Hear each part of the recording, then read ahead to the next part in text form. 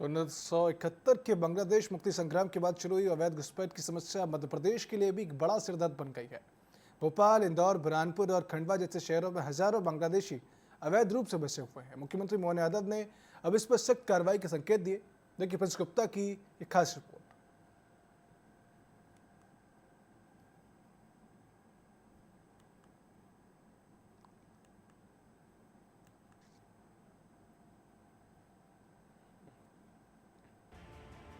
1971 के बांग्लादेश मुक्ति संग्राम के बाद भारत में शरणार्थियों की बाढ़ आ गई है। असम और बंगाल के बाद अब मध्य प्रदेश के भोपाल, इंदौर, बुरहानपुर और खंडवा जैसे शहरों में भी बांग्लादेशी घुसपैठियों ने अब बसना शुरू कर दिया है। छोटे मोटे कामों के साथ फर्जी दस्तावेजों के जरिए इन्होंने खुद को भारतीय नागरिक साबित करने की कोशिश की है। भोपाल में या आसपास जिन क्षेत्रों में हैं, उन क्षेत्रों में कहीं ना कहीं इस प्रकार के जो उनके सहयोगी लोग हैं, जो उनको धर्म के नाम पे कुछ मुस्लिम वर्ग के लोग हैं जो उनको पूरा संरक्षण दे रहे हैं।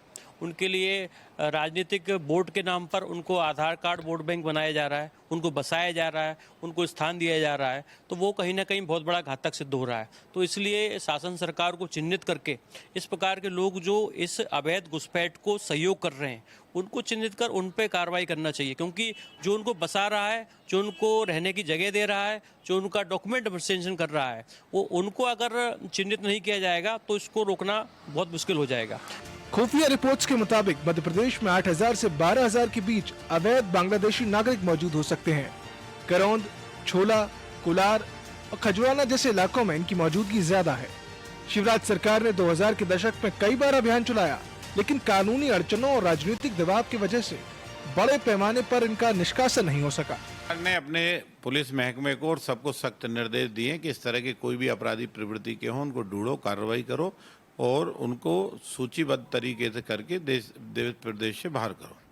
इसलिए कोई इस तरह के अवैध घुसपैठी पाए नहीं जाएंगे, और अगर जो आ गए हैं पाए जाएंगे तो उन पर सख्त कार्रवाई होगी। उनको जेल में रहना या फिर जेल से जहाँ के हैं वहाँ भेज देना। ये सरकार की तरफ से सख्त कार्रवाई के निर्देश हैं। माननीय मुख्यमंत्री जी स्वयं इस चीज को मॉनिटरिंग कर रहे हैं। मुख्यमंत्री डॉक्टर मोहन यादव ने इसे सीधे सीधे राष्ट्रीय सुरक्षा से जोड़ते हुए सख्त रुख अपनाया। भोपाल, इंदौर और बुरहानपुर में डिजिटल वेरिफिकेशन ड्राइव शुरू की गई है।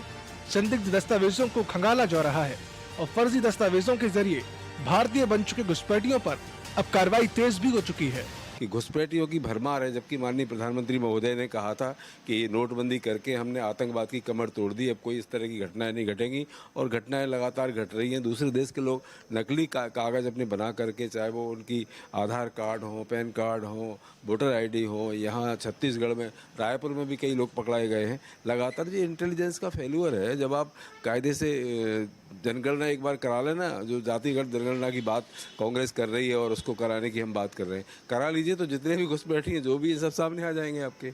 मध्य प्रदेश सरकार अब डिजिटल ट्रैकिंग और सख्त पुलिसिया कार्रवाई के जरिए घुसपैठ के इस जाल को तोड़ने में जुट गई है। हालांकि फर्जी दस्तावेजों का नेटवर्क और सियासी दबाव चुनौती बना हुआ है।